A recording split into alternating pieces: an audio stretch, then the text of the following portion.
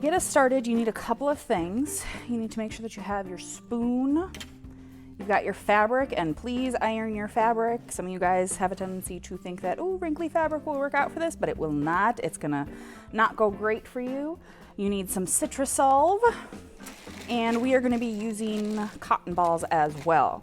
For my space, I don't wanna get any other color picked up, so I put some wax paper over a couple layers of newspaper on top of a hard surface. You're gonna want that just because you want that little bit of give, but you do not want to have like a pillow underneath there, because then that's too much give. So it's all about the balance. You can use different types of pictures from different magazines. So I find that the black and white ones tend to work out best. Color ones are cool too. Different magazines work differently as well. So like, I tend to find that the National Geographic ones work out the best, go figure. We've also got, so like this one was a transfer from a calendar, or we've got, this one is from a National Geographic. And then this one is from, I can't remember, you guys have seen my newspaper and magazine bin. It's kind of a hot mess in there.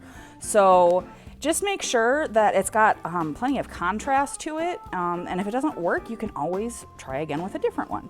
So what you're gonna do is you're gonna pick out your picture, and I've picked out this lovely picture of zebras, and you are going to attach it to your fabric.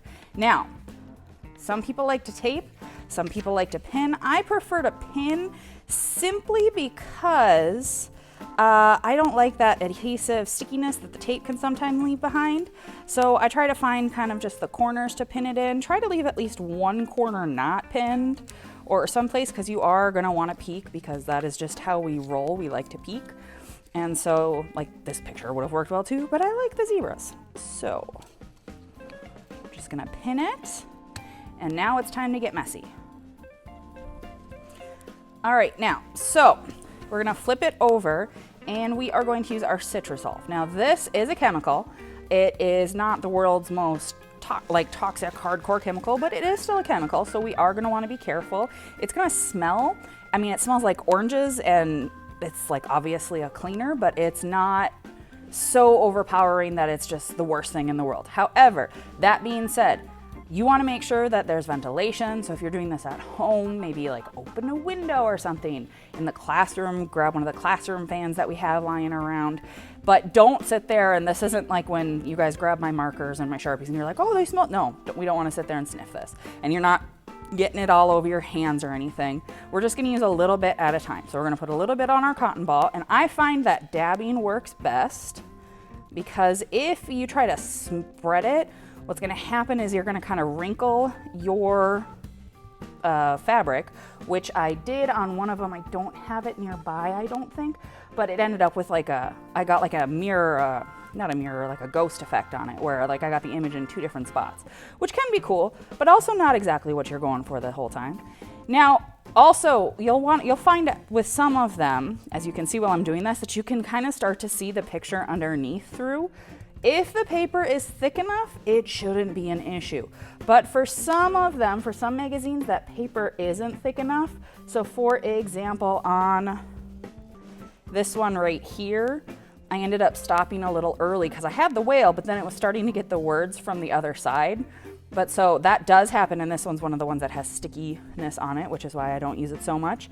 But so just be careful with that. So I'm just gonna sit here and I'm just gonna keep dabbing. Probably fast forward through this for you guys.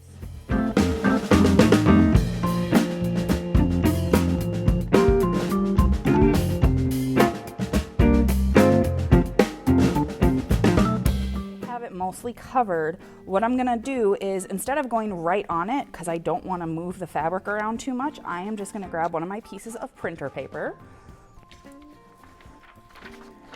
And I'm gonna put it right on top of it, and then you can see it's already starting to soak through. I am just gonna push really, really hard with my spoon, and this is the part that you guys are all really gonna hate, because you have to push kind of hard. If you're doing this with like a Xerox or something, you gotta push really, really hard. This one, it is, since I'm more going for a picture and not words, I can be a little bit less precise. But if I'm trying to get like a photocopy or something of an article or pages of a book or something in here, it's not going to work out so well if you're going crazy all over the place, because your words will get smeared. But anywho, I'm just going to keep pushing really, really hard everywhere. And if you are doing a big picture, what might work out best for you, instead of trying to do the whole thing like I am here, is focusing on one section and then coming back to a different section. All right, because like I said, you got to push pretty hard. And some magazines, some pictures, some pages, you have to push a lot harder for. Like I said, I have found that the National Geographics work the best. They work the fastest.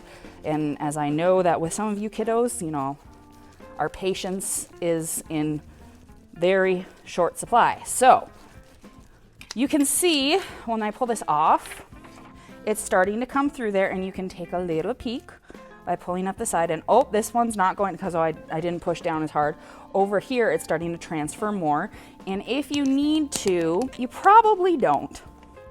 But if, like, for some weird reason, you find that you need to go back in and put some more, you can. Just be very careful because you don't want to spread it everywhere.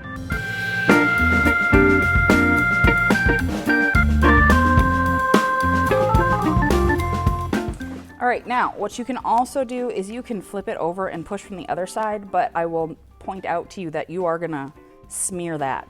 So I would not suggest that unless it's an actual print, like you footprinted it and the other side is blank, because that's gonna get all over your hands and your spoon and everything. I'm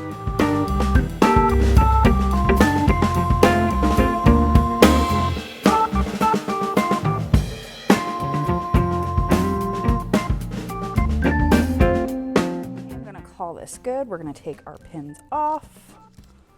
And because I think that this side, yep, this is the side that I thought was coolest. So it's kind of hard to see with a picture on top of a picture, but you can see here that it's transferred quite nicely. It's kind of like a ghost image. It's not going to be a super solid hardcore image, especially because this original picture had a lot of white in it.